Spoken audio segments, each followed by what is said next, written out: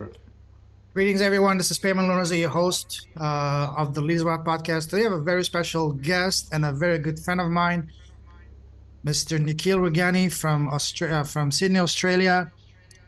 We connected about almost 2 years ago through a coaching program, probably one of the best out there, Akbar coaches, Akbar's program, and I was part of it. We connected there, and we kept in touch. And last year, when I was launching my podcasting academy, Nikhil was gracious enough to come and do a fantastic masterclass on copywriting. And that, even though I've been inviting a lot of experts, that was one of the most, liked and appreciated and sought after call from my audience about from these experts. So anyways, and I've been thinking here to looking at amazing people I can bring on my podcast, and I realized, hey, there's one amazing guy I haven't invited yet, and that is Nikhil. I reached out to him a few days ago, and we just connected, and here we are. So Nikhil is amazing. Is a wordsmith. He loves he's a master. He's a copywriter ninja. I love his tagline, which is making the word per cup and pay attention with freshly brewed words. So that's basically him. He's amazing, very heart-centered gentleman, and we're gonna get to know him further during this conversation. So without any further ado, Nikhil, brother, welcome to the show. Hey man, what an introduction. That was very flattering. I'm touched. Thank you so much. Pleasure to be here. Thanks for having me. Pleasure's all mine. Pleasure's all mine. It's always a pleasure connecting with you. And even just in a previous chat, short chat we had just a few minutes ago.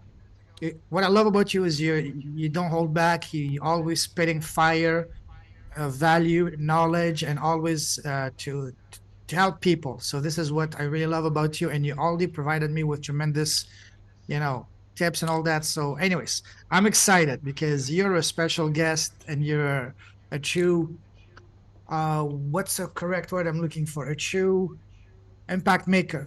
You make your impact with your words, and your words come straight from the heart. And that's what we're talking about, that the difference between human copywriters and, for example, AI is that they don't have this connection, and connection is what really allows people to connect and sell and all that. So anyways, let me ask you this. How are you today? Yep. Do you know what? I'm really good. I'm actually really, really good. I've been really blessed with some amazing team members that I've just onboarded recently, and they're just absolutely fantastic. They've got this fire, this desire to learn. I've been doing this detox recently, which has just been resetting and rebooting my energy, and I'm feeling like I was hoping to feel like I was 20 by the end of this detox. I think I'm at about 35, so I'm halfway there, you know what I mean? Yeah, I can see you're glowing today. You're really glowing. You look much younger than even 2 years ago. Seriously. What is the secret, brother? I don't know. Maybe I've got the Zoom makeup thing on, you know what I mean? Or maybe it's the detox. Maybe it is. Yeah, no, I had a beautiful, a client of mine demonstrated her energy healing on me last week, and it just completely chilled me out and relaxed me. I'm like, oh my gosh, we've got to take a completely different angle on your copy, So we've been working with that, which is, and everything adds up, everything adds up little by little, all these things add up. So the day's good if you look for the good things. The days are tough if you look for the tough things. And yeah, we're gonna dive into your copy a little bit further, but first and foremost, I'd like to know you and my audience to get to know you further as a person, as a human being. First, I'm going to ask you, who is Nikhil as a person, as a human being, for people that don't know you? Yeah, that's a fantastic question. I've been doing a lot of self-exploration recently, and if I look at who I am, I'm the guy who supports the heroes. Think of Batman having his Alfred, or think of Luke Skywalker having his Obi-Wan or Master Yoda. There's real heroes out there going out and making a transformation to the world, and I think first and foremost, I'm the guy who supports them. Yeah, I'm the guy who goes out and makes them the heroes and lets them be the better heroes. And that's how I've always seen my life. I don't have any desire to be on the front line of transformation because there's already so many people out there, but those people need that support. And in that same vein, I'm a father, and I see my daughter as someone who's got so much potential and so much fabulous, energy to give the world, you know, let her be the hero. Let me support her, And I love the role because there's satisfaction, there's fulfillment, and I get to see the world be a better place, and I get to leverage my desire. So it's not me going out and dealing with one person at a time, but I'm working with transformational coaches, I'm working with healers, I'm working with some therapists, and they've got 50, 100, 1,000 clients. By impacting their one life, they're able to impact those hundreds and thousands, and there's a domino effect. And so I don't see this as me playing small. In fact, this is me making that world a better place. And so, yeah, as you said, I'm an impact maker, and I do it purely out of love, because that's what I want. I want to see the world love a better that. place. This is what's all about. And it's what I keep telling all the time. No one, not any single individual can change the world by themselves. But if we do a little bit in our own circle of influence, even if we change or inspire, empower just one person, then together we can create a ripple effect that unstoppable around the world. Because this is what's all about. This is what I'm all about, is about inspiring. The reason I'm bringing you here today is because I know you're a phenomenal person. If me and you, we can inspire just one person to do good with their business and inspire them, and that person goes on to inspire someone else, empower someone else. Yeah. Together we can create a ripple effect around the world. That's what my podcast is about. That's what my books are about. That's what I'm about. Yeah. I'm all about inspiring entrepreneurs to do good to their businesses. So it's fantastic. And I think we're kindred spirits in that, Yeah. Because I strongly believe words have the power to change the world, right? Oh, words totally. really do. Yeah. Look at books that have been written, that have changed people's lives. Look at, for example, our friends and colleagues over in the United States. Look at the Declaration of Independence. Yeah, look how that's changed the course of history for a whole nation. Look at, so many different documents all written down or spoken, but done with that ability to make an impact. One document, one word, one person can do so much throughout history. You mentioned books that change lives, and I will give you an actual real life person, a micro level, a book that changed the trajectory of my life. Back in 2007, I was about to send my application to law school, everything ready. And then one day during lunch hour, I was working at the government. I stopped by a bookstore, and there was this book calling me, come here. And that book was The 4-Hour Workweek by Tim Ferriss. That Fantastic completely book, yeah. changed my life. I ended up not sending my application to law school. I started my first business that took me around the world. Wow. And here I am again. I read that book. It's that's actually one of the first business books I ever read. Yes. And I was like, I want that. And you're living there. It's so amazing. And I've had, samples of that in my life as well. Yes. I don't think I'm working 4 hours though, but I tell you what, I'm loving what I'm doing. That's a myth. That's a dream. Yeah. That's That'd a be power of amazing if I copy. was working 4 hours. That's a power of But, copy. it is the power of copy. But here's the thing, right? Work can be fun, right? Yes. It's only a chore if you hate it. Beautiful. I'm loving how this has started. But before we even go deeper into that, I'm gonna ask you a series of rapid fire questions to further get to know you. Ready? Yeah, sure. Go for it. All right. What makes you happy as a person? What makes me happy as a person? Oh gosh, that's just the eternal question. You started with a hard one. What makes me happy? I tell you what makes me happy. This is a rapid fire series of questions, okay? Oh my gosh. That one completely caught me off guard. I was not expecting that one. What makes me happy? Because we can do an entire episode just on this question, on one of these questions, but... Oh gosh, you could write books on this and ask the Dalai Lama, yes. right? Okay, what makes me happy? Peace makes me happy. Firstly, peace inside of me, peace around me. I like quiet. That's not to say that I don't like busy cities. I love the busy cities, but there's a quietude around inside of me that makes me enjoy it more. So that peace, that quiet. I like deep conversations make me happy. Having my mind blown with amazing ideas makes me happy. Connecting and getting a hug from my loved ones makes me entirely happy. And I can't say this any more clearly, like eating the most amazing meal gives me a great feeling emotionally, physically, and mentally, and spiritually. You mentioned something that really caught my attention. You said you love having your mind blown by amazing ideas. When was the last idea that really blew your mind? What was the last idea that really, really blew my mind? So we had this conversation about AI just offline. Oh, yes. Yeah. Do you remember how I said, what would happen if AI started writing AI? The concept itself... Is that already doing it? Right. I reckon it is. But the very concept of itself just showed me just what was, oh my gosh, can you imagine just what's possible for us in our social structure, our economic structure, our political structure. Imagine if laws were changed according to human need by AIs and they were legislating for us. That's kind of semi-scary, but that's also semi-cool at the same time, because it could go the complete opposite direction, and it could be like the Matrix, or it could be like Terminator. But what if there's a utopia out there, a cyber utopia that's just waiting for us, yeah? And then that was a really, really strong idea that really blew my mind. And then someone brought to me this idea, is what would happen if we were living in a mixed reality which was fully being developed by AI. And I'm just like, boom! Oh my god, we're already walking around with VR headsets and augmented reality on our phone. I mean, seriously, if you were having a good life in there and the AIs were running it and making us feel like it was amazing, imagine what's possible. I read... And part of that scares me, and part of it just inspires me. Yeah. I read a while ago that, you remember that game Sims, where you basically like a simulation game, you just... Oh yeah. They were saying, what if we were basically the same version of a much more advanced entity or AI, whatever you want to call it. That's like, wow, that actually makes sense. It does, doesn't it? Yeah. Sentience. Imagine we were the AIs. Ooh. We were their sim, their creation, their video game, Yeah. Steve Pavlina, the personal development expert, talks about subjective reality. And I studied subjectivism in university, and this was something which I'm a big fan of, because there's various different levels of how you see yourself in the world. And his version of subjective reality talks about, imagine that we're like living in the Matrix. Imagine it's like we're living in this computer game and we have a direct connection to our operators, and we can instruct them to do things and they'll download it into our minds. Yeah, exactly. Isn't that just like The Sims, right? Exactly like that. The Sims need something, the operator creates it. It's like, imagine if we were the AI.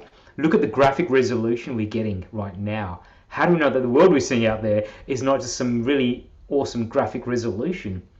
Imagine what the video games of, say, 2 years, 5 years from now will look like. It'll be completely like indistinguishable from reality. It's like you're watching a movie. Yeah. Imagine that. And then imagine that strapped on your head and you don't know the difference between reality and the virtual world. Yeah. That's kind of mind-blowing stuff. Especially with what Elon Musk is building, like, what is it called? The Neuralink thing in your brain that's going to connect you to... Yeah, that's exciting and scary at the same time. It's the stuff of movies. That's the type of thing you expect to see in the sci-fi movies, and all of a sudden it's becoming a reality. So that stuff blows my mind. Beautiful. Listen, I love this this little tangent, but let's get back to the rapid fire questions. Now, we talked about happiness. Tell us now, what makes you smile as a person? What makes me smile as a person? It's actually probably the most unusual things. Irony, humanity. Yeah. Seeing other people smile honestly makes me smile, right?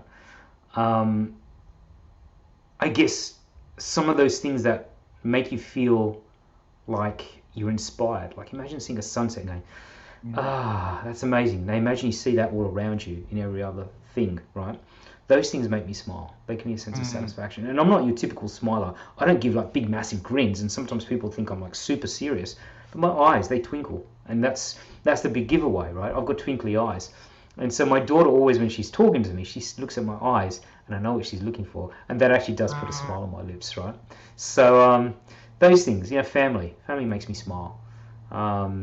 Just the simple, pure act of giving makes me smile. Right. Impact, yes, absolutely. Impact is massive. It's a big part of my life. It really is. But yeah. Beautiful. Now, we talked about happiness. Let's take that a couple of notches higher. What makes your heart come alive? What sets your soul on fire in a positive way? Adventure, without a doubt. Adventure. I'm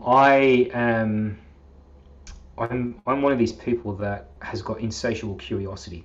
And that's everything for me. When my curiosity is ignited, it sets my heart on fire. Whether it's an adventure in going out there and, climbing Machu Picchu, or going up to Uluru in the center of Australia, or even the adventure of digging myself into a beautiful novel and getting carried away. Yeah, I feel like I'm there. The best thing about a book is that the pictures are better than the movies, the ones in here, right? Adventure in all its forms really makes my heart explode with passion and love, right? And I see that also in business as being a bit of an adventure, right? So the adventure of business, the adventure of being able to go on this journey and deliver a fantastic outcome for a client, it just spurs me on. Yeah. So Beautiful. those are the kind of things that really make me light up. Love that. Love that. Now, on the other side of the spectrum, what makes you angry and sad? Anger is one of these emotions I don't really express that much, and maybe I'm one of these people that bottles it up. But I tell you what, closed-mindedness is something that I don't really enjoy. People Mm, who think that their thinking is the only thinking, right? Those people that don't have that ability to consider, respect, and understand someone else's point of view. They don't have to agree with it, but they can at least take that moment to understand and appreciate that it's there. That one is probably the closest thing that makes me angry, is when someone cannot, affect their open-mindedness by themselves. mm, What makes me sad? Pain makes me sad in general. Not pain to me, but seeing other people in pain and feeling helpless about it is what makes me sad. mm. And it's not because I like to go out there and be the white knight and rescue everyone. I don't like seeing people in pain. I just don't. I I like, as I said, when I see other people happy, it makes me happy. And when I see other people are sad, it kind of makes me sad. I'm Are you probably a an bit empathic that empath? way. Are you an I was, empath that yeah, you can feel other people's pain? yeah, I'm very heavily tuned into other people's Wow. emotions. So my issue is sometimes I absorb them and I can't distinguish Mm. theirs from my own. Oh, So yes. back in the day, I used to be a tarot reader. Yeah. Really? So Wow. You know, I've been yeah, obsessed with yeah, tarot. I've been listening to a lot of things. I'm Libra, so I start my day first thing with listening to all a bunch of tarot readers on me. yeah, That's yeah. oh That's wow. such a typical air thing to do. Yeah. The tarot and astrology and Kabbalah and numerology and all those. So I studied that in palmistry as well. I actually studied professionally under a psychic. I was apprenticing Wow. him for almost 2 years, and I was quite a powerful reader. But I was young and I was careless, and I used to get reckless in protecting myself energetically, and so I'd absorb other people's emotions Mm, very quickly. And then there's times where my emotion would go from I'm just everything's cool, and all of a sudden I just break down in tears. And people are like, "What's wrong?" And I'm like, "I don't know." And then all of a sudden I'm just sitting there and I'm just giggling to myself, and it's like, "What's so funny?" I don't know. I just feel like this sense of you know bubbly happiness inside of me, and I don't know. I just felt euphoric for some reason. And weird things like that would happen. I'd absorb other people's anger, their sadness, their depression, but also the positive emotions. Now, once you've done 3 or 4 tarot readings a day, that can be quite painful. So I had to stop myself from doing that. And then now that I'm a lot more mature about it, and I'm like, oh, cool. Psychic is not such a cool superpower, but it's a responsibility towards myself. Then I had to practice psychic self hygiene, right? So, protecting myself, white light, cleansing afterwards, all of those things. Um, yeah, I am beautiful. deeply empathic, and I think that's why when I see other people sad, like my Mm, barriers drop, my empathy kicks in, mm. my desire to want to see the situation better for them. I mean, it's not about rescuing; it's my desire to want something better for them, and the fact that they can't have it, and I feel helpless to help them in any way. Do you know what I mean? Absolutely. Wow. Awesome. Now, what scares you? Um,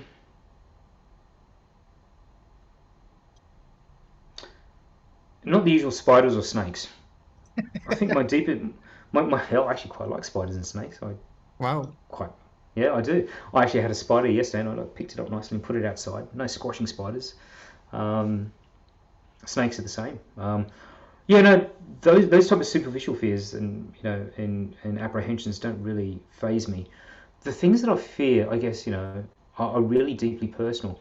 The fact that with all my efforts and all the hard work that I'm putting out there, I may have nothing to show for it, and more than having nothing to show for it, it may not impact the people the way I want it to be impacted. That I may not be able to get the reach and that permeated feeling of transformation to that world that I really deeply desire and want to give. That's what fears me, is that I won't be able to do enough in this lifetime. I hear you. I'm on the same Mm. page with you. Now, what would you say is your number one personal superpower? I mean, I could say it's empathy. Mm, Um, that's definitely one of them. But I say if it was the number one superpower, it's the ability to be able to connect with people and understand them deeper than they probably understand themselves, and help them to bring out their mm. voice and their beauty and their message from within and put it out into the world. I think that's why I enjoy copywriting a lot, because I'm able to do that.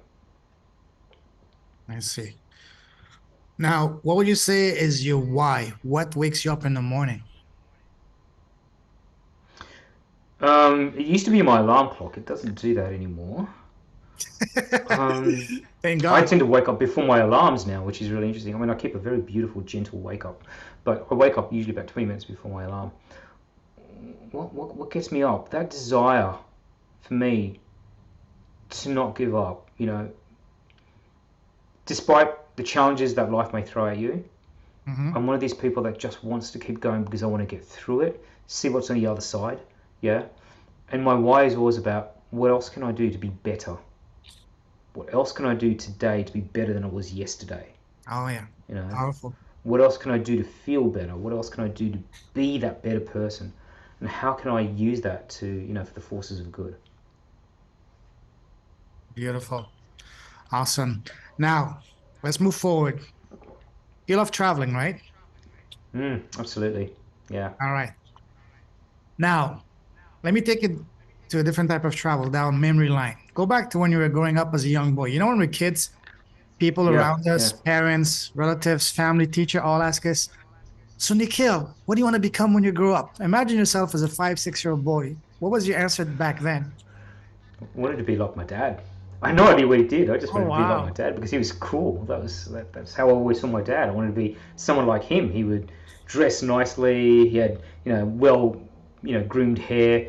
Um, he always made people laugh, and everyone loved him, and he loved everyone. Do you know what I mean? Wow. That's the type of man I wanted to be. Is I wanted to be like my dad. I don't know what my dad did, to be honest. I had no idea what he did. Um, I knew he did stuff in finance, and I knew he did. He graduated with an economics honors degree, and I knew he did something around that.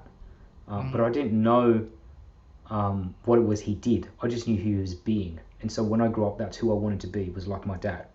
Yeah. Um, yeah. That's the best answer ever so far because most people would say, "Oh, I want to become like a pilot, an astronaut, a movie star, or whatever." But you want to be like your father. That's amazing. That's awesome. Wow.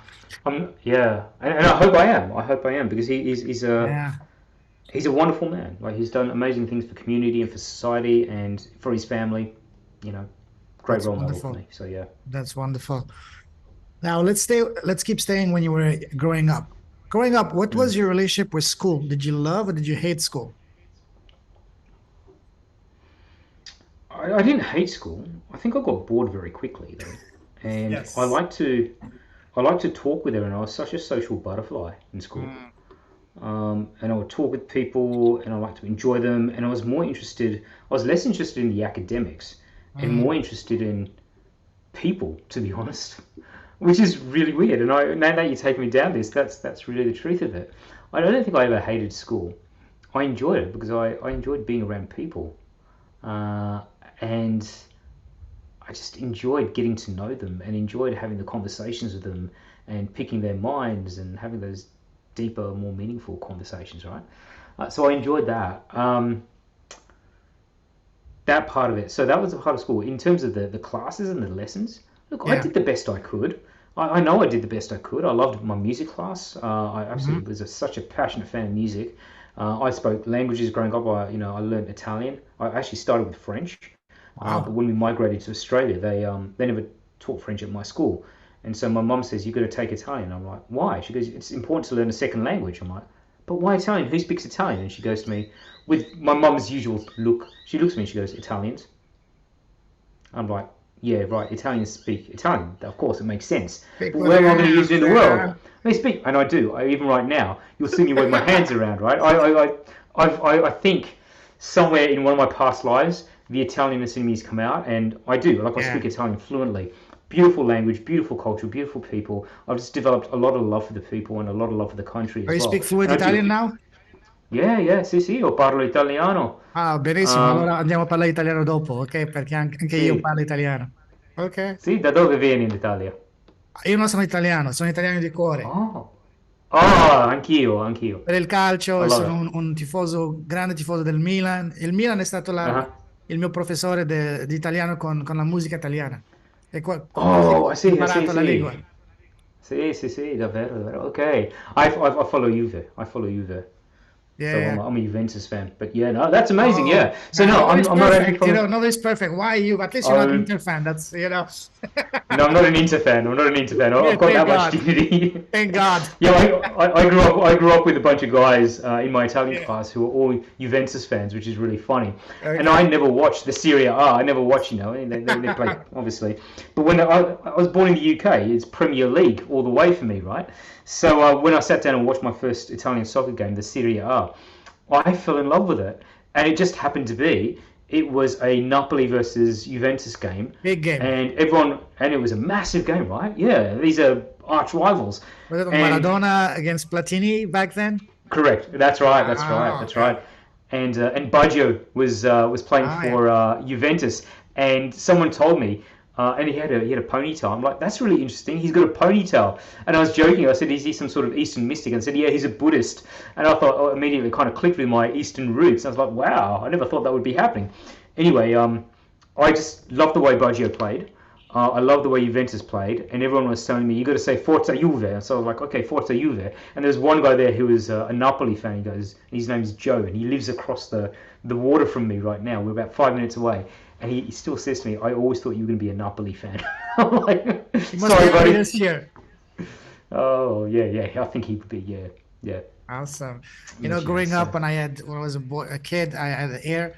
I tried my best to have like a ponytail, but my hair would not grow long, but it would grow thick. So I could never yeah, have yeah, a yeah. ponytail because I want to be like Oh Baggio. really? I love Yeah. Baggio, you know? Everyone loves Baggio. Everyone loves Baggio. Yeah. Yeah. Yeah, no, fantastic. Oh, yeah, I could Yeah. talk about that for ages, Oh, but yeah, yes. That's my passion, my religion, football. Anyways, we can do an it's a entire great show about religion to that. have. Yeah. Yeah, we should Awesome. have a podcast on that. Yeah, absolutely. So you mentioned that you love music. Was there any subject in school that you really did not like growing up? Look, I struggled with mathematics, Me and I too. think part of that was I think because of my teacher didn't know how to communicate it to me. It wasn't that I was bad at mathematics. I Exactly. was not good at the way she taught it. And so Exactly. when they changed my class, I actually scored higher. So they demoted me in school. They actually dropped me a class and they said, oh no, you can't be in the A class, you've got to go to B class because you're just not performing. I went to B class, sat exactly the same exams, and actually outperformed the bottom 10 people in that Yeah. class. So I wasn't bad at maths, but the teacher made all the difference. And when he inspired confidence in me, that made a big difference. That was probably the struggle I had. Um, Art was probably the other one. I didn't enjoy art the same way Oh, that most people do. And not because I'm not an artist. I just, again, I was more musically minded, I was more linguistically minded. And when I looked at art, I could draw fantastic stick figures. And I did try to, I think I did produce some good pieces of art. I just didn't have the patience to see it through. okay. I see. Wow. Beautiful. Now,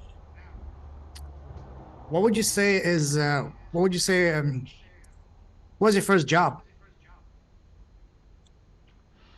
My first job, selling Cutco kitchen knives, if I remember correctly. Do you remember how much you were getting paid back then for your first job? $12 an hour. $12 a presentation. A presentation would go for like 3 hours, so it Oh, wasn't much. wow. Yeah, Wow. yeah. But it was a sales job, and the idea was to get commissions, and I did make some sales. I did get some commissions, but Hmm.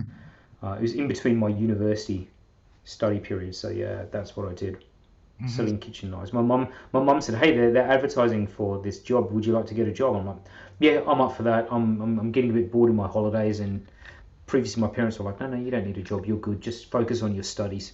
Um, and so I was glad to get out there and talk to more people. But yeah, that's what I did, selling What kitchen did you knives. study in university?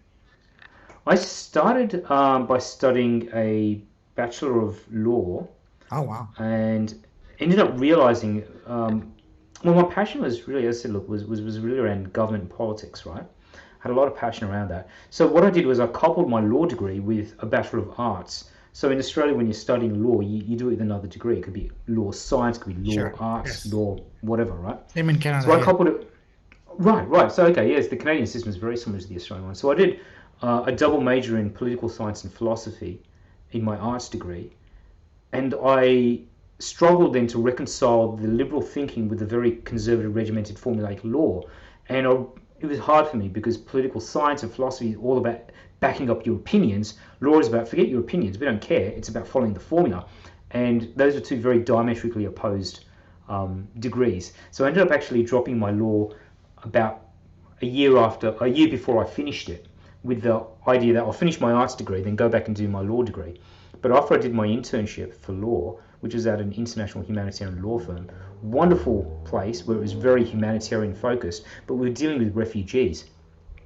Um, I decided not to pursue the law because I wasn't really able to make a change. You know, there's people that come as refugees and we had to say, I'm sorry, your visa's been cancelled, or I'm sorry, we're not granting you a visa, you're going to have to go back to your own country.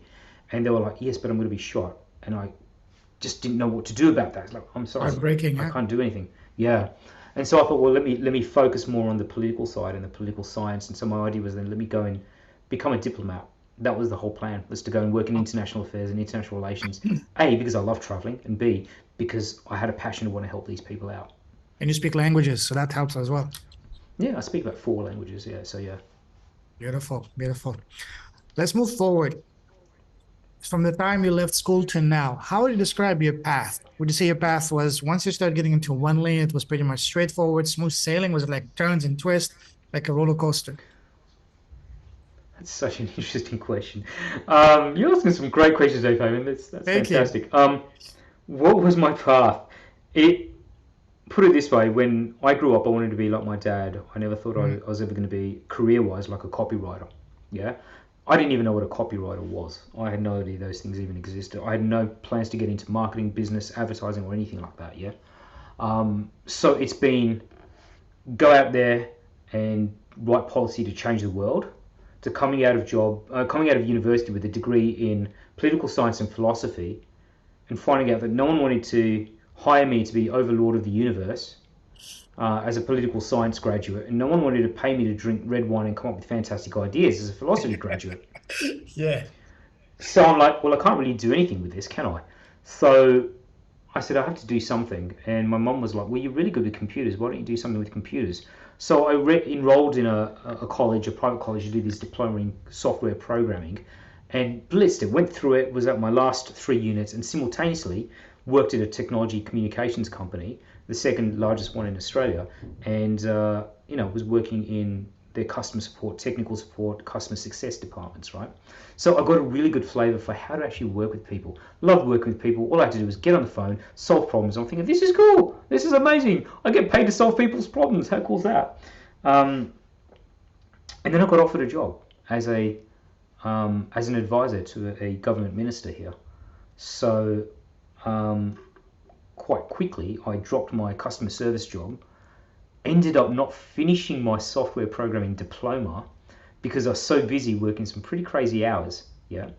Um, and ended up working as an advisor to a government minister, where I actually wrote his marketing, well, his communications, yeah, For which I that. didn't know at the Yeah. time was marketing. I put together his website. At this time, we're talking like it's 2003, 2004. Websites were just like, ooh, these are cool. Internet, yeah, we use Internet Explorer and Netscape Navigator. Like that was, Netscape. those Yeah. are the Oh, yeah. times. Yeah, you remember that? Yeah, The remember Alta dial in Vista with that dial it. Yeah. dial in 9600 BPS. I remember it very clearly. I've still got the old modem. I think it's a collector's piece now. Oh, yes. Um, so I went from there, and about 2 years in, I actually ended up getting married, and I was actually doing further studies in political science. I was doing an honours and a master's graduate with a view to line myself up for a diplomatic internship at the United Nations. So I was Wow. on track. But I got married, and 6 months after I got married, my wife at the time was like, "You're working too long. Politics is a risky profession. You need to get something more stable." And at the time, I thought my wife had my interests at heart. She was just scared out of her wits, to be honest. But I ended up going and trying to get back into the tech sector.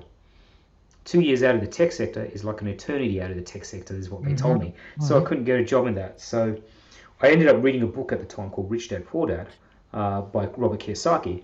And he said 2 of the biggest skills that you could learn, sales and marketing.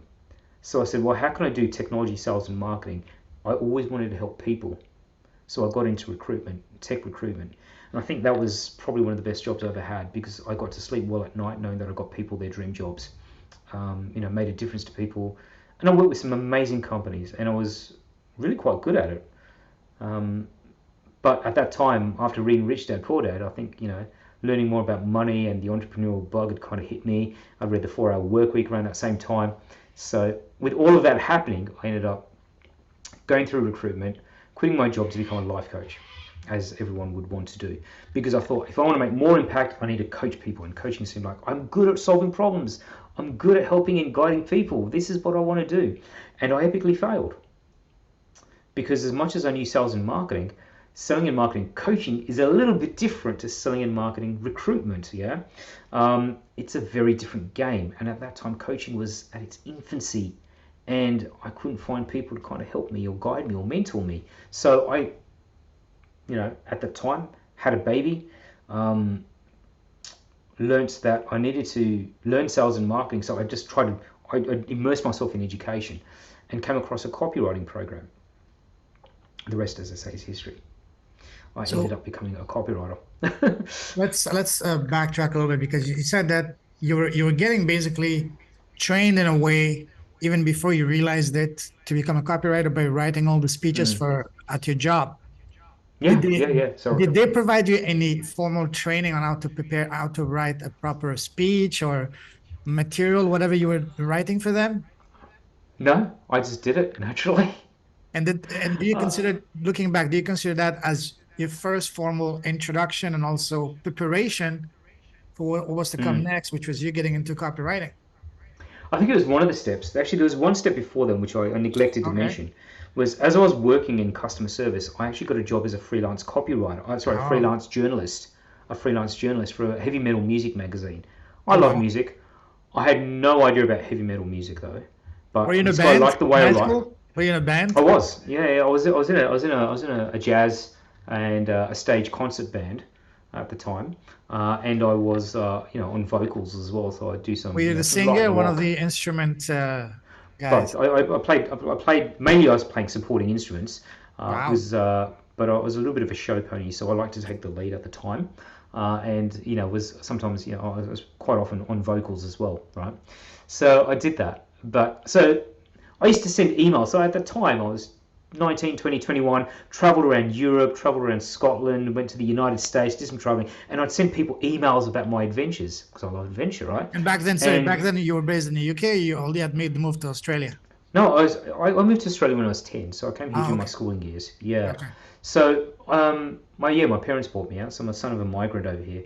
So I was writing all these amazing emails, and they were long. Like most people send 2-line emails. I was sending like 10-page emails detailing my adventures in this castle and that. And my cousin was getting married at the time, and her husband picked up one of the emails, right? And he happened to be the editor of a music magazine. Wow. So he says, I'd like you to work for me. Beautiful. I'm like, sure, what do you do? Well, I'm happy to give it a go. What do you do? He goes, music? Yeah, I'm up for that. He goes, okay, cool. And he sent me a stack of CDs and everything. And so I'm writing, but I wasn't just writing in journalese. I was actually writing to promote these people. And unbeknownst to me, that was probably my first foray into copywriting, right? My first paid foray into copywriting. Then when I said to him, hey, this internet thing, you heard of it? He goes, yeah. It's kind of like, we're getting internet. We've got Time Warner, AOL, all that stuff. I'm like, yeah. Have you thought about getting a website? He goes, oh, that sounds complex. I tell you what, I've learned about it. Let me build one for you. So I built him out this website and then wrote the copy. And that was actually my first piece of professional copy written. And I had no idea at the time it's called copy. Did you screenshot that? Do you still have a copy of that first website? Or? I'm going to see if I can find it. It's probably one of my backup drives somewhere. Yes. That would be cool to see how far you've come and how, wow. Yeah. I think I naturally wrote the sales copy as a conversion copywriter, and I didn't realize I was doing it. But I do remember when I went into recruitment, as part of my traineeship, they had me writing ads for everyone. So I was writing the job ads, like for the job boards. back in the days when, well before LinkedIn started, right? So we're talking some long time ago, and I got pulled over by the marketing manager. He goes to me, Nikhil, and I thought I was in trouble, honestly, because I just come from government where it was a different style of working, a different pace of working, into a high-end sales environment, and I was just having a tough time reconciling the two cultures, right? He said to me, Nikhil, I just need to talk to you about something. I'm like, yeah, what's that? He goes, look, your ads, and oh my God, I'm in trouble. He goes, your ads are the highest rated on the job board. They've given us an I extra remember that. $2,000 of credit. Yeah. And I said, what do you mean? He goes, yeah, look, whatever you're doing, do it. Your ads, your top 7 ads are in the top 10 of the whole advertising network. And like my titles were things like, I was working with a tech recruiter. Everyone would write on their job ads, C++ programmer, software engineer required, network programmer required, things like that. And I'd write, with a job like this, who needs chocolate? All of a sudden, because all the ads were boring, I said I've got to make my ads stand out. So my headlines were already there. Unbeknownst to me, I was using copywriting principles. So you said My it again. marketing What was your ad again? My ad said, with a job like this, who needs chocolate? Oh, wow. That's brilliant. Yes, yes, yes. Yeah, so I actually wrote that. And I got so many applicants come through, and we filled that job like within about 10 days flat, right? As opposed to 10 months. Yeah. Wow. Yeah, because we were in a candidate shortage and we were struggling to get people because there was a skill shortage, right? So my marketing manager says to me, he goes, I don't know what you're doing, keep doing it so we can get more credits, but you should consider becoming a copywriter. And at that time, my eyes went blank. I looked at him and I had no idea what a copywriter was. Did you And I ask your said, that boss, sounds... hey, give me a percentage or give me a raise because I'm bringing on this business, I didn't even know. I had no idea that was even possible. And I just said to him, that sounds boring. Like, I'd rather become like a novelist or an investigative journalist. That sounds way more interesting and more adventurous and exciting. But copywriter? I have no idea what that is and it sounds boring. 2 years later, I was training people on how to write ads that convert. And he goes, Nikhil, can I sit in on your training? Because I was training the new recruits. I said, yeah, sure. So sitting there, and he's just sitting there, like leaning back, with his hands thoughtfully on his face, stroking his little beard like that. He comes out, he puts his arm around me, he goes, Nikhil, do you remember a couple of years ago I said you should become a copywriter? I'm like, yeah. He goes, well, you should seriously look at that. I'm like, why? Am I really not that good a recruiter? I really thought he was like trying to drop a hint or something. He goes, no, you've actually got a talent that I've never seen, and I've been a marketing manager for almost 20 years, and I've not seen this before. So I'm like, okay, Phil, I'll check it out. I have no idea what it is. He goes, yeah, go look it up. At that time, Google was, a little bit more advanced than what it was back in the days of Alta Vista and, things like that. So I Googled copywriter, and I realized it was the people that wrote newsletters, people who wrote websites, people who wrote advertising. I'm like, oh my God, there's a job for this? What am I doing here? So yeah, that's the first time I came across it. First time I came across copywriting. Beautiful. So let me backtrack a little because that's fascinating. So you said you started writing this incredible, brilliant ads like, hey, with a job like this, we need chocolate. What gave you the idea to write that? Where that came from? Um, Were you already taking courses on copywriting when you were no, doing that, or no, just absolutely divine not. No, inspiration? I think that's what it was. It was just divine inspiration. Wow. Yeah, I literally just think these job ads seem boring. What can I do to get the best people quickly? That's what was going through my mind. How can I capture attention quickly? What was the typical regular job ads that you said that they Yeah, were? it would be like software programmer, network engineer, Software Cisco engineering, like engineer. $80,000 a year. Okay, well, next, something like that. Yeah. They didn't even put they literally they didn't even put the salary. They didn't even put the expectation. It's just like, what role are we looking to fill? And they just put that. And Sure. literally, I was thinking to myself, that's so boring. There's 50,000 of those jobs on this job board. How is yours going to stand out? How is yours going to even get an impact? So I just put crazy job titles. I said one of my job titles, I remember it very clearly. The journey of a fabulous career starts with this job. Oh my God, this is beautiful. This is gold. I'm gonna write this down. Say that again. I'm gonna write it right now. The journey. Wait, the journey. The journey of a fabulous career starts with this job. And this can be applied to anything, even as a coach, as an online entrepreneur, with this Yeah. job. Beautiful. Love this. Thank you. That I alone remember is worth because, the price of entry. Okay. Thank you, isn't brother. it right? See what You're I said? This welcome. guy is Feel free to fire. I use it. meant it, you know? Feel free to use it. I remember because it was so funny because it caught everyone around my cubicle would start laughing because I'd gone for lunch. Someone called up and they said, "Oh, Nikhil, someone's called about a job that you've advertised." I'm like, "Oh, which one was it?" And she goes, "Something about the journey of a fabulous career." And I'm like, "Oh yeah." She goes, "What job is that?" I said, "Oh, that's for the junior programmer." She said, "Why don't you just write junior programmer?" I said, "How else was I going to get people's attention?" And for her, like, she was just like, "I don't get it." And I'm like, "I don't go, why are you thinking like that?" So yeah, there we go. Did you write anything like Indiana Jones would definitely apply for this job? Not bad. I like that one. No, there's some really way out ones that I wrote, but those are the two that I remember right now. But I used to keep a copy of all of my job ads, and I think I've got them again on my old backup drive. So I'll have to go check because I used to keep a copy of every ad that I wrote, and then I used to put the metrics against to see how many people applied for that. So when people would say to me, "How are you doing?" I say, "Well, this job ad got this many applicants, this job ad got that many applicants," and so I had metrics. Unbeknownst to me, I was measuring the results of my copywriting. You know what just came It to just mind happened. when just listening to you the last 30 seconds, and that would be an Mm. obvious business, major business for you, opportunity.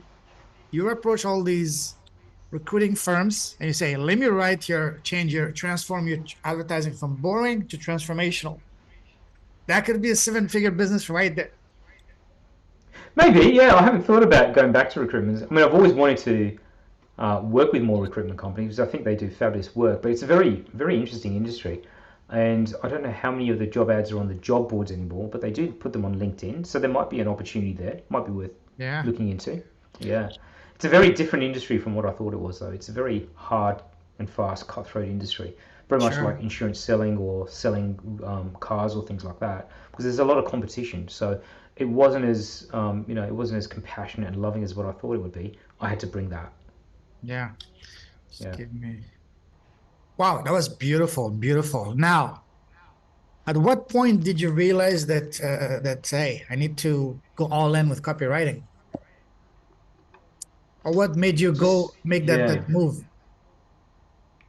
So I started freelancing as a copywriter in 2010. Mm, Um, After realizing that, you know what, I wanted to be a coach, and I didn't have the necessary sales and marketing skill sets. So I needed to learn everything I possibly could. The intention was always to come back to be a coach. Um, what I realized was as I started talking to other coaches, they were struggling, and so I was offering them tips and advice on sales and marketing and copywriting, and it kind of really organically grew that way. So in 2010, I started freelancing. I take on these small jobs, and then when I kicked off in 2013 to start an agency, um, my first client paid me $100 for a consult, um, and I got my first seven okay, so it clients wasn't for free, $100. you know? No, they actually paid me for a consult. Good. Yeah, so I said to them, "This is what I'm going to do. I'm going to sit down. I'm going to consult with you, and then I'm going to come up with a full plan of how you can grow your business in three different ways, right? And I'll give you a content idea, content plan, things like that. And then what I would do is I'd then use that as a springboard to upsell them into something else. If you'd like me to do it for you, I've already got the plan. I can execute it. If you'd like to do it yourself, you can take this away and do it yourself." And I've got um, my first three high-paying customers that way, and high at the time for me was $1,500. Awesome.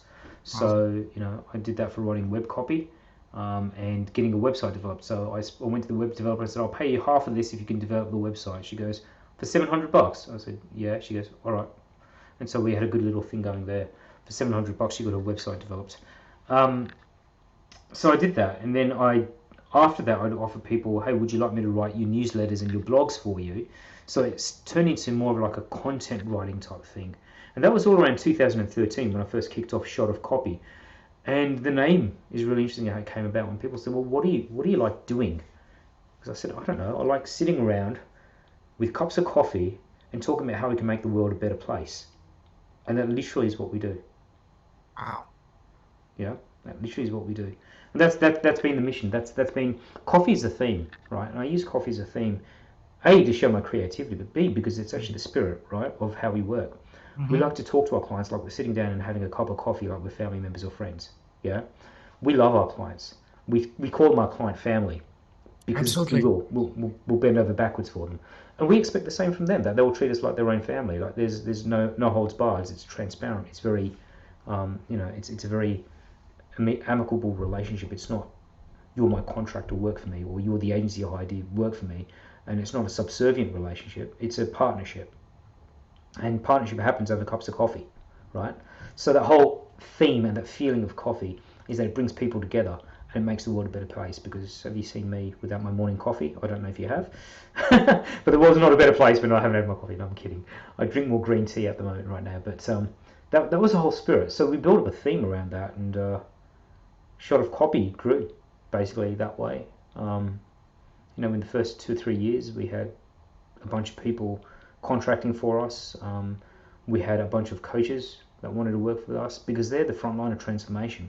And that's really who we wanted to work with, is help these people on the front line of transformation. Again, the view is always for me to go back and become a life coach. This was always a temporary step in the right direction, to help me become better at what I do. And it ended up just becoming, well, this is what I'm doing now. Let me just be that. I enjoy it. I love it. And there's times where I'm just like, oh my gosh, I hate writing this copy. We all have those days. But overall, I know what I'm doing. I enjoy what I'm doing. I'm teaching people what I'm doing, and I'm able to make an impact. And that's what I enjoy. That's what I like doing. So about 2013, when we started the agency, I think that's kind of when we went all in. That was back 2013, 14, 15. 2013, yeah. And we've just been around ever since then. So I must be doing something right, I think. I must be doing something right. Yes. So fast forward to today. How has your business evolved? And what's yeah, tell us about your business today. We scaled up, and then we scaled back, because I realized that I was losing a lot of what I was doing in the way we're doing it. By scaling up, I was losing a lot of connection with people myself. And part of it is also the fact that I didn't know how to manage a rapidly growing business. Didn't have that experience. I wasn't born a business person. I just had this skill. I knew I was good at it, and I wanted to grow it, and I just didn't know it was going to take this form. So that was part of it. So what we ended up doing was scaling back, and then I realized that I can't scale back, because now I've got to still deliver on the copy. So I tried writing all the copy myself. And over the last 2 to 3 years, actually no, I'll say over the last 5 years, we've gradually made that transition from being just people who write the words to becoming real partners in your business for growth. So we stopped offering certain services. That was the first thing. And we focused purely on conversion. So how can we get you more leads, convert more sales, and grow your revenues? So our focus was all around conversion, conversations and conversions, right? So they sound the same, but they lead to the same result, but they're two very different things. So it's all about how to get people to talk, how to get people to convert. Yeah. So that's been the two pillars of what we've been looking to do. There's been a lot of change over the last 6 months.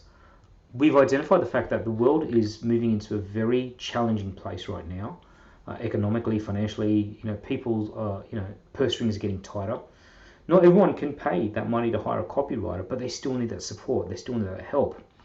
So we've now moved into offering a done with you service.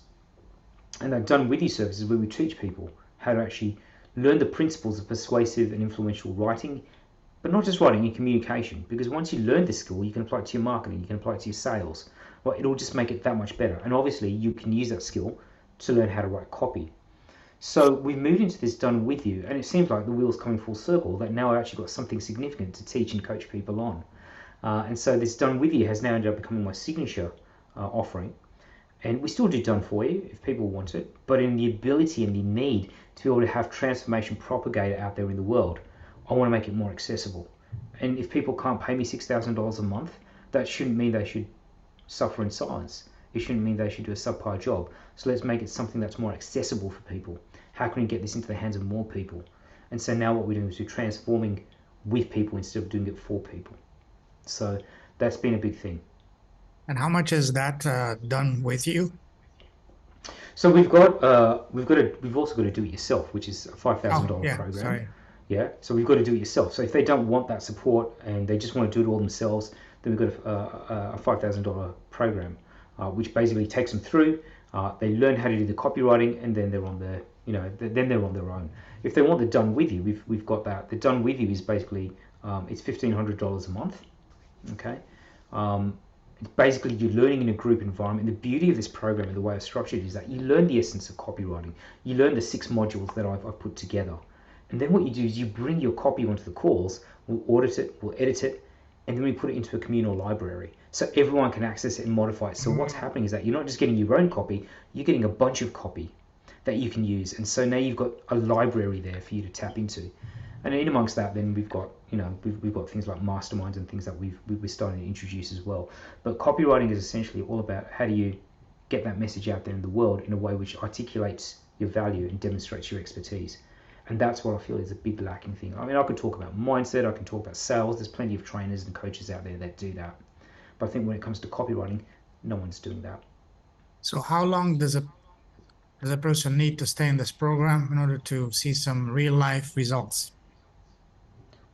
So just to give you an idea, we launched a beta test of a new version, and within 3 days, people were giving me testimonials. Wow. Right? So yeah, that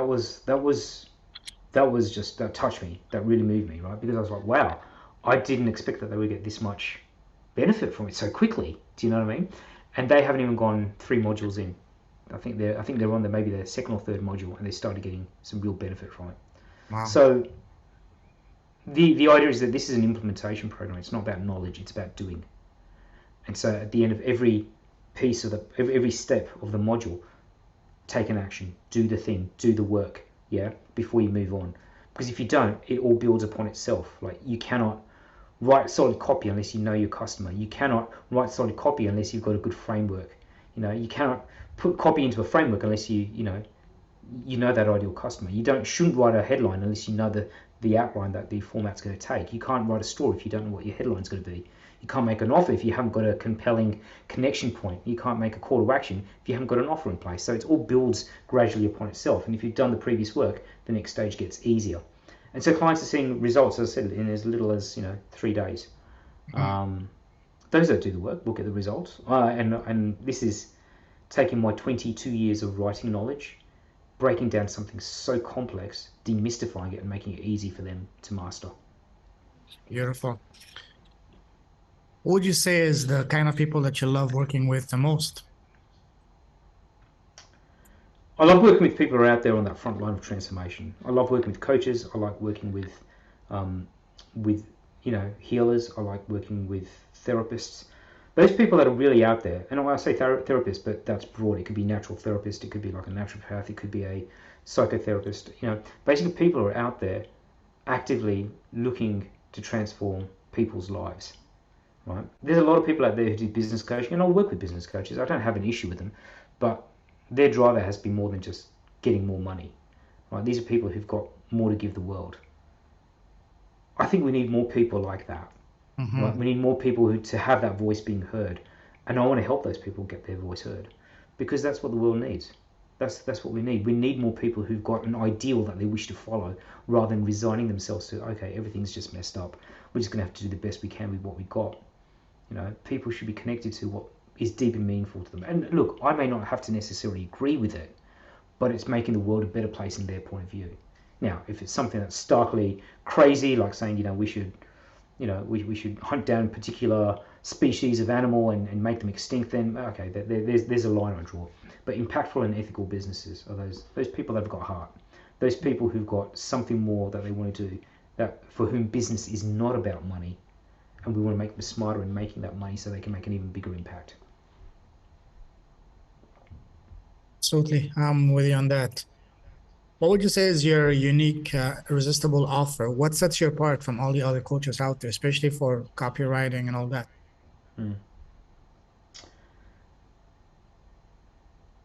I used to be a coach. I know what it's like to have failed.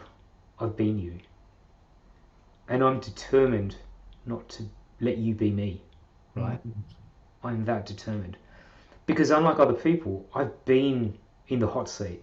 I know what it is to lose all faith and energy in a dream that you had. There is too much that people have got to give in this world. And sometimes it takes a hug, and sometimes it takes what I call ruthless compassion. right? Oh, I like that. But yeah, that's my motto. I live by that. When people say, "What's your style?" Ruthless compassion. I will tell you the truth, not to hurt you, but because I love you and honor you enough to tell you the truth. And you may not like it, but then again, my daughter doesn't like it when I tell her not to eat candy before bed, right? It's that type of thing. As a parent, you are ruthlessly compassionate. You don't do it because you want to hurt your kids. You do it because you want the best for them. As a business owner, I'm ruthlessly compassionate because I believe in my clients' missions, right? I believe that what they're doing is out there to make a big difference. Therefore, I have to be honest. I have to be ruthlessly compassionate to them. Ruthless because they need to know the truth, but compassionate because I'm doing it from a place of wanting to make an impact and a difference to them. So that's another thing that really makes me different, right? Why me? As I said, look, I've been you. I know what it's like, and I don't want you to be me, right? Use my powers for the forces of good. Use everything I've learned. Make the most of my mistakes so that you can go out there and make that transformation, because otherwise, why would you get into what you're doing?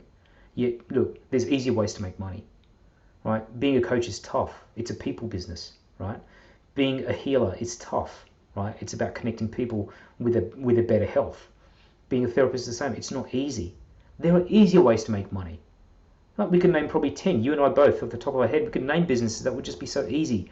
But you guys out there have got a mission. You guys are out there because you want to see people be better. You want to see the world be better, right? But if I had someone like me 10 years ago or 13 years ago when I first started my coaching business, I reckon I'd be in a better place. You've got that now. Lean on me for that. Mm, love that. You mentioned easy businesses. For people with less experience, what would be some of those businesses that you could recommend to someone's, let's say someone is just looking to escape the corporate life and go after building, after freedom? What would you recommend for these people?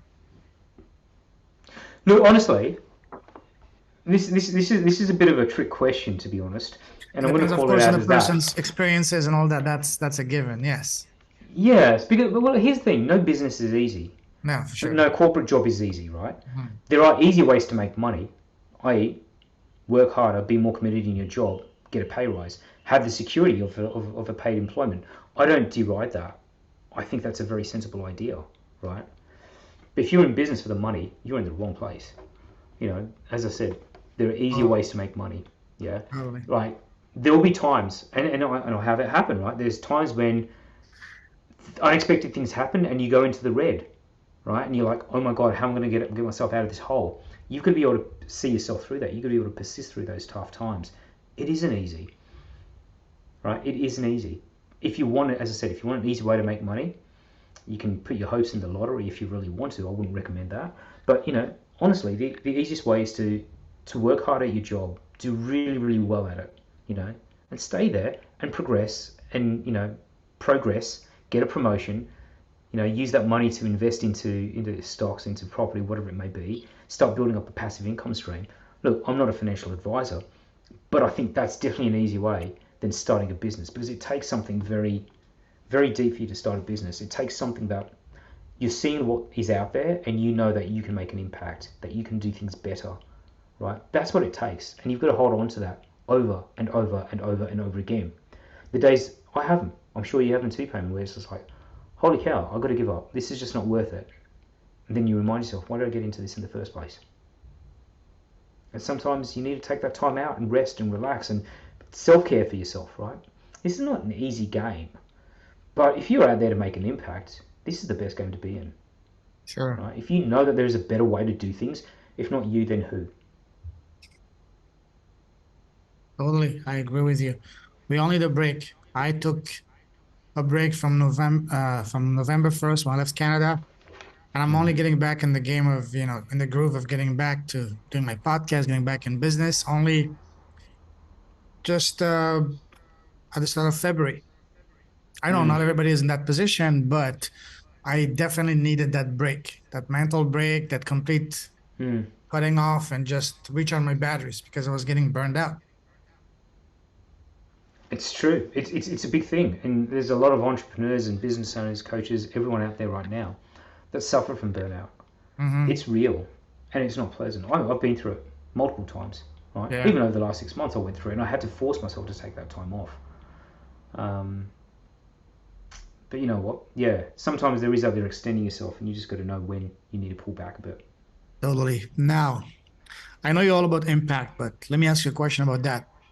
What would you say has been so far? Tell us about the most remarkable example of transformation you've seen from one of your clients so far as a result of you helping them. One of the first ones that came to my mind was a young lady. She's about 10 years younger than me. She lives in Western Australia. Lovely lady. Was on welfare. She wanted to work with me. And I said, sure, but it wouldn't be ethical for me to take money from you because you're on welfare right now. Are you committed to wanting to change that? She said, yes. I said, so I've got a solution for you. Give me a down payment of $100 to show me that you've got skin in the game. I'm not going to take the full fee from you, but I want you to do what it is that I'm telling you to do. Do everything I'm telling you to do, right? We helped her with her messaging, right? We helped her to put an offer together, okay? And the deal was at the end of the 30 days, she was going to pay me the balance, right? Before I do any further work with her. So the balance at that time was $1,000, right? And it was a workshop that I ran. And so I wasn't even working with her one-on-one. We were going to work with her in a workshop. However, as a show of good faith, because I know she was committed, I gave us a little bit of extra help where I said, look, I will work with you for these 30 days, all right? The next workshop's on this date. On day 28, she came to me and says, yeah, I haven't seen any difference. I haven't seen any impact, nothing at all. And I sat her down. I said to her, we've got you a message. We've created you an offer. How many people have you spoken with? She goes, none. I'm like, why not? She goes, because I posted on Facebook and no one wanted it. Okay, so here's what I'd like you to do. I want you to go and actually call these people, find out what's bugging them the most, and then show them how what you've got is a bridge to what they want to achieve. This is the script I've written for you. Why don't you just read off the script? It's literally like that. Put your emotion into it. Don't be robotic. Read off the script. This was on a Thursday, day 28. Day 28. And I told her, if at the end of this you're not gonna do this, I ain't working with you again. The promise was you were gonna do everything I told you to do, and I was gonna support you through this process. Day 28. I had this conversation and I was like, she's not gonna do anything. In my head I'm thinking she ain't gonna do anything. But I was loving enough to wanting to give her that help. You know, she came to me, she said I want the help. But I was like, she ain't gonna implement. Day 29, it was a Friday. Yeah, it's a Friday. She rings me up in tears. She was sobbing, right? And I was like, oh my God, was I too hard on her? I mean, I get ruthless compassion. Was I a bit too ruthless and a lot less compassionate? So I was questioning myself. And I couldn't understand a word she was saying. And it must have been about almost 20 minutes into the call, I had to say to her, probably for the fifth time, why don't we talk when you're a little bit calmer? She goes, no. And then she's trying to talk, but she couldn't because she was heaving that much. She was sobbing that much. And I'm like, okay, do me a favor, go get yourself a glass of water. I'm waiting here, but I do have another call I need to get to. So just grab yourself a glass of water. And she goes, I made 2 sales. I'm like, what? She goes, yeah. I said, you made 2 sales. Now the offer we put together was $3,500. Right? Life-changing. $3,500, right? Yeah. She made 2 sales at $7,000 a piece, $7,000 in total. And I'm like, oh, wow, congratulations. Well, look at that. She goes, I've never done this before. I've never ever done this before. And this was a business that she tanked, you know, because she just didn't know how to get her message out there. She just didn't know how to say what it was she did. She didn't know how to explain the value and the power of the work she did. And it's not like she was doing something small. People have got on the phone with her and had tears at the end of her sessions. What she does, she makes custom teas for people based on intuition and actually their healing that they need, their emotional healing. So she's been trained by a master tea blender, right? So she's done all this wonderful training, beautiful training, and she custom makes these teas to your needs, to your body type, to your emotional type, everything. It's a big job, and I've bought teas from her as well as a result. And they're fantastic. They're just absolutely fantastic. But she wasn't able to explain. What's the name of the tea? T4. Okay. Send me the name. I'll put in the show note because I want to try it out myself. You know, it's fantastic teas, and I'll actually connect you with the lady if you'd like. She's amazing. I would love to interview her on the podcast. I'll connect you for sure. I'll definitely connect you. Thank you. All right, cool. The interesting thing was, 2 days later, it was a Sunday, I remember, she's leaving me voice messages, right? And she's screaming on the voice messages. And I'm like, oh my God, is she happy or is she angry? I can't tell. So I'm a little bit hesitant to give a call. It's a Sunday. My boundaries are I don't work on weekends. That's daughter time. That's me, right? I spend that time with my daughter. I'm a single father. I take care of her 100% of the time. She needs me. So I'm like, okay. I hesitantly called her back. And she goes, you won't believe it, you won't believe it. I'm like, well, I wouldn't believe what? She's screaming. I said, I can't tell if you're excited. Can you just take a breath and calm down? This is my family time. And I'm just curious, is everything okay? She goes, I made 2 more sales. I'm like, on a Sunday? She goes, yes. I'm like, that's $14,000. She goes, yes. I'm like, you're never going to be on welfare again, are you? She goes, no. And she's not. 2 years on, 3 years on, she's not. Hallelujah. Wow. Yeah. So, beautiful transformative story. That's one of many. Wow. There's other ones I can tell you how we transformed a flailing business that was 5 months in the red. She had hired all her family members to be on her team. And 2 months before Christmas, she's saying, I'm going to have to lay everyone off because I don't have the money to run it. And how within 5 weeks, we sent out a single email, cut back on her advertising, and got her $432,000 worth of sales. You know what I mean? That's within 5 weeks. I mean, I've got stories like that. Like I was just looking at how much revenue we have originated for clients, and it's close to $1 billion over the last 13 years, right? So wait, just shows close that to $1 billion? Wow. Yeah. In what we call deal origination. So what's the value of the deal, right? So that was the lead, the value of the leads that we've got. So for all the clients that I've worked with over the last 13 years, it's 930. Yeah, so it's just that much. 935 was the number. So just short of $1 billion. So $75 million, short of $1 billion. Yeah.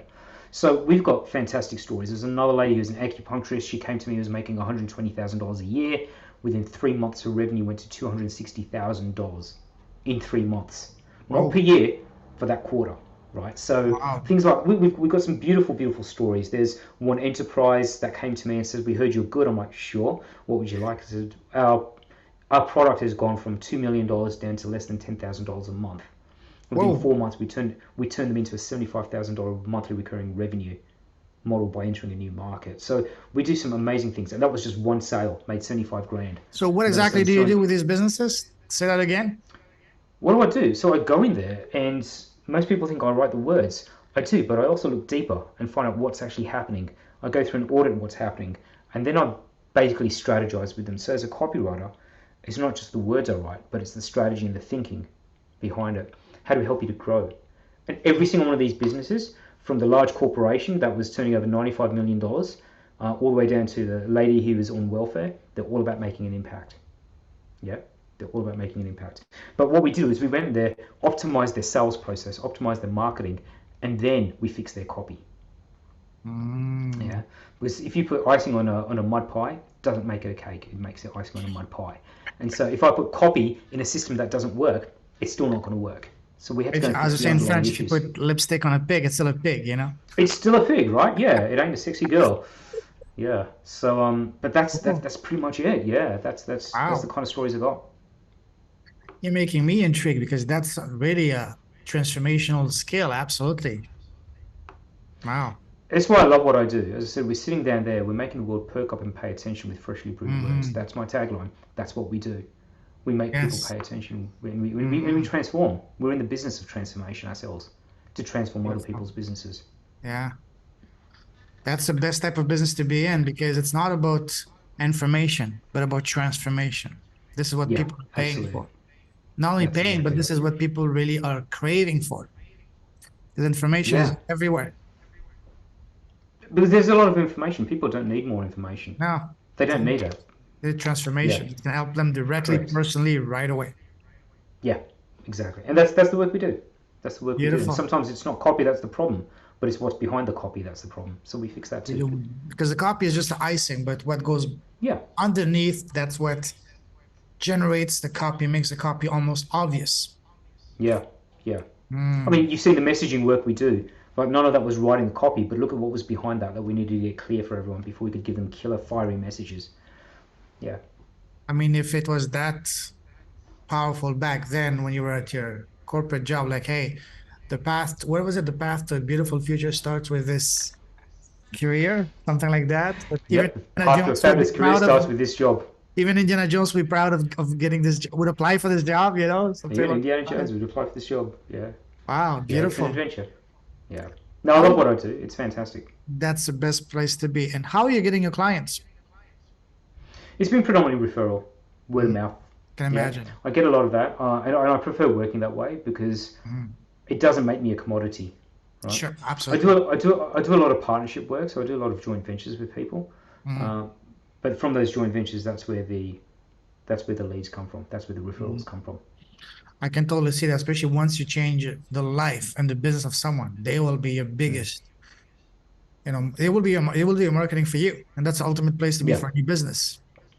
it is. It is. Yeah, absolutely. I Wow, mean, that's the ultimate situation. You want people just to come to you by your reputation. Hope I can create that for people. That's really what I want. beautiful, beautiful. All right, Nikhil, that's awesome. That's beautiful. But there's so much more we can cover, and we'll do that in part two. So for today, I salute you. I absolutely love talking to you. The value you're providing is amazing. You're literally transforming lives and changing lives and businesses. This is the best type of entrepreneurs that the world needs more of it. So keep doing what you're doing, keep shining your light, keep blessing the world with your presence, your impact, your smile, with everything you're doing. Stay safe, stay awesome. God bless you, brother. I'll definitely connect with you very soon next week. Take care. Yeah. Thanks for Take having me, care. brother. Talk Bye soon. bye. Cheers.